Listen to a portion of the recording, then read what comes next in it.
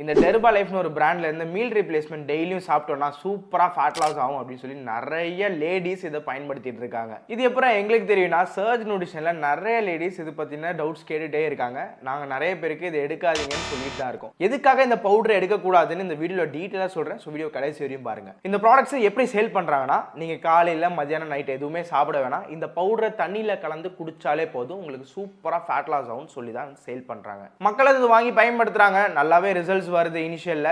But ஒரு கட்டத்துக்கு அப்புறம் ஸ்ட்ரக் ஆயிருது, அதுக்கப்புறம் லூஸே ஆக மாட்டேங்குது.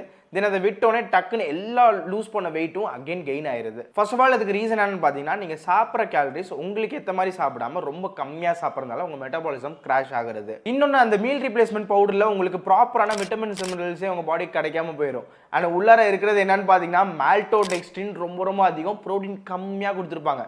மால்டோடெக்ஸ்ட்ரின் இருக்கிறதுலே மோசமான சீப்பஸ்ட் ஃபில்லர்ஸ். இந்த சீப்பான ஃபில்லருக்கு நீங்கள்